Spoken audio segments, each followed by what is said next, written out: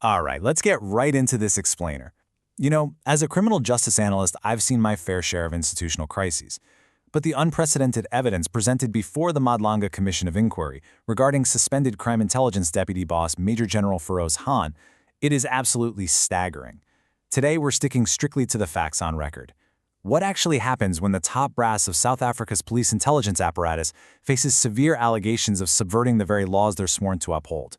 Well, that is exactly what we're going to unpack.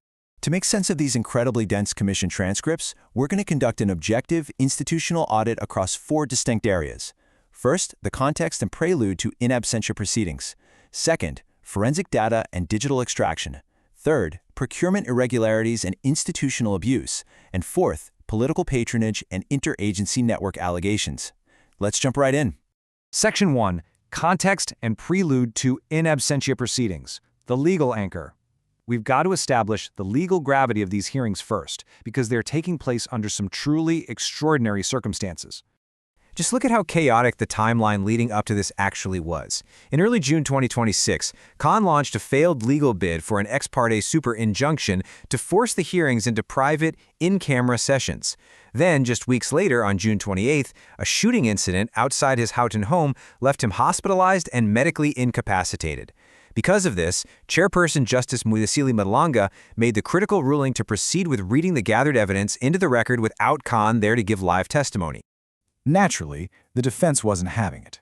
Defense counsel Mr. Vali objected strongly, arguing that proceeding without his client's direct instructions compromised his residual rights. He hit the nail on the head regarding the sheer difficulty of defending someone who literally cannot communicate from a hospital bed, famously saying they were kicking him while he is down. But on the flip side, evidence leader advocate Adila Hassim pointed out a harsh reality of South African law. The commission has a strictly compressed lifespan mandated to end by July 31, 2026. Because of that ticking clock, institutional accountability demanded the digital and forensic evidence be formally entered into the public record right now, with the caveat that Khan could always submit a responding affidavit once he recovered. Moving on to Section 2, Forensic Data and Digital Extraction, or what we can call the BitLocker evidence. This is where things get really fascinating. Since the commission couldn't question the man, they questioned the data. Forensic teams legally bypassed heavy BitLocker encryption on confiscated official SAPS devices, specifically an iPhone 11. They pulled years of encrypted WhatsApp and Threema logs, plus direct voice recordings, mapping communications between Khan and key intermediaries, like Mohammed Mo said. This isn't just relying on someone's memory. It's a concrete, undeniable digital footprint. When you look at the raw data extracted, it becomes abundantly clear that these transcripts are far from hearsay. They are objective, digital artifacts that map out the exact dynamics of command and discipline within crime intelligence. The evidence leaders walked the commission through these verbatim texts, showing how highly confidential state info was allegedly being casually distributed to civilian contacts through a standard messaging app. Now, to keep things strictly by the book, specifically the SOPS Act, certain portions of this extracted data had to be moved in camera, meaning closed sessions. This was absolutely crucial to protect the lives of intelligence sources and ongoing operations. It really highlights the immense life-or-death sensitivity of the data we're dealing with here. Okay, Section 3, Procurement, Irregularities, and Institutional Abuse, which focuses on breaching the PFMA. Let's follow the money and see how supply chain management protocols were completely circumvented.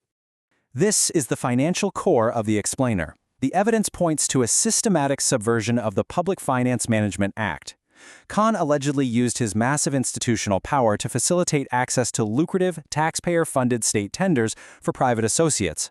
We're looking at allegations of rigging PPE mask tenders back in January 2021, tweaking SAPS tender specs for private companies like Kaizen and Smeta, and effectively bleeding vital czar resources from the state.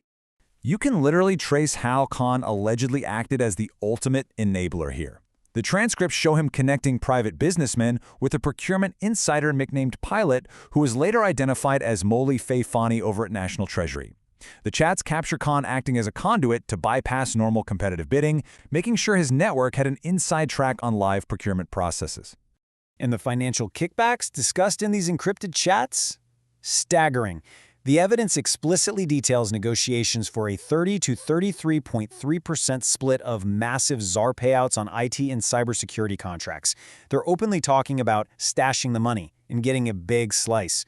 It paints a picture of a shadow economy operating right under the nose of official SAPS procurement. Talk about an abuse of power. A highly restricted internal SAPS supply chain directive, drafted meant strictly for internal national sections, was leaked directly to a private vendor, Mossad. Giving a private citizen that kind of inside access provides a hugely illegal competitive edge. It's a severe breach of institutional integrity, for sure. So, what did all this subversion of South African state funds actually buy? Well, the charts reveal a rather lavish lifestyle allegedly funded by these syndicates. We're talking the exchange of high-end vehicles, including a Porsche 911 Turbo. And the evidence leaders didn't bring this up just to pry. They needed to objectively demonstrate if General Khan was financially benefiting from these tender networks. Finally, Section 4, Political Patronage and Interagency Network Allegations.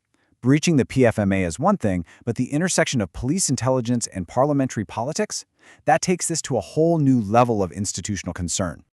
We really have to ask ourselves, how does a suspended police general allegedly use top-tier political leadership as both a shield and a weapon against rival agencies? In a healthy democracy, there needs to be an absolute firewall between police intelligence and political parties. But the evidence here suggests that firewall was completely obliterated. This breakdown maps out a deeply concerning alleged pipeline. Confidential intelligence was supposedly flowing from Khan through his intermediary Mossad and directly to EFF leadership, specifically Julius Malema. According to the extracted data, highly sensitive internal SAPS strategies were being funneled straight into the political arena. Check out this specific digital trail from June 2021. Khan allegedly drafted these highly specific questions about a supposed drug lord, Timmy Maramathu. Why? In a calculated attempt to trap the Inspector General of Intelligence, Dr. Dentwe. This wasn't standard police work. This was the strategic drafting of political ammunition.